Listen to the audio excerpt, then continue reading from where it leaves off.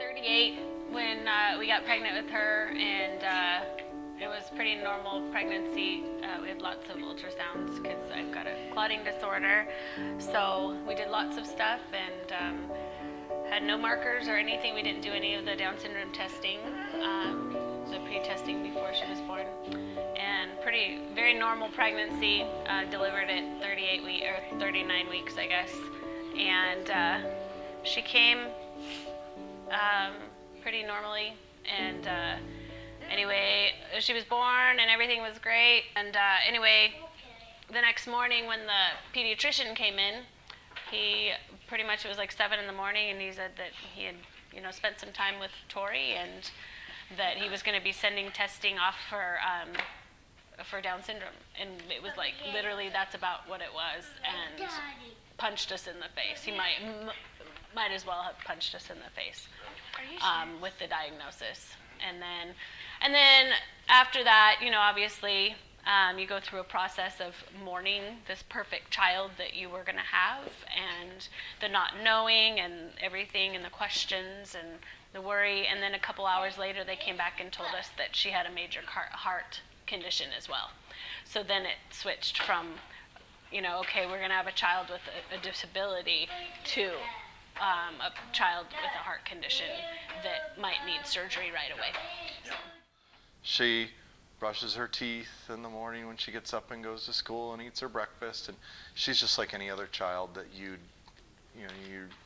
she has wants and needs and desires, and you think of all the negative things, but there are very few negative things that I've found. There are parts of the disability that a little bit of cognitive and speech, and there's some challenges, but we all have challenges in life, and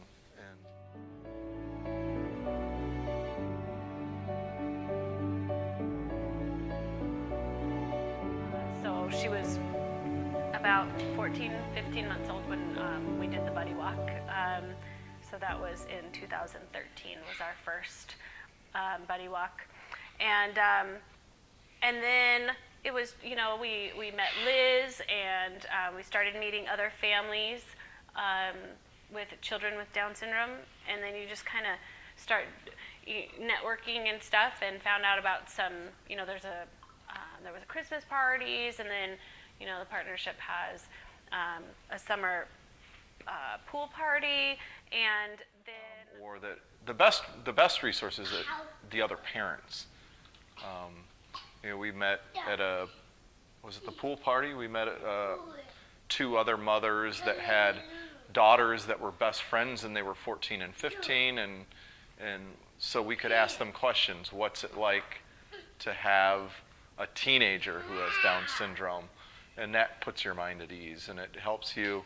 So, there's a lot of different resources that if we did need something, they would be the first thing, or we could go on Facebook and post something, or say, does anyone have experience with this or that, or we're experiencing this or that, can you help us?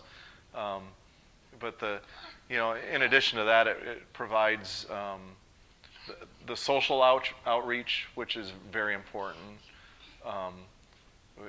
with things like the buddy walk and fundraisers that other families are having, and we've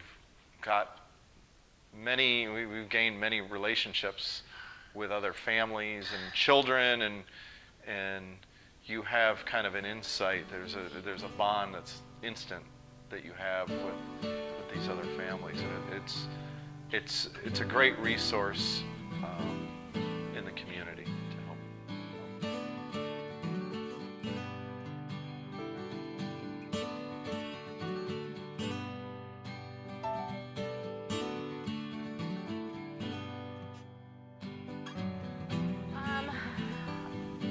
I think that when she was born, I had a ton of negative things that ran through my head, and it was mostly just, is she going to be able to walk? Is she going to be able to talk? What's going to happen when she goes through puberty? Is she going to live with us for the rest of our lives, because they're living longer and longer now. Or is she going to need, we didn't, with the heart surgery, is she going to need, surgeries down the line?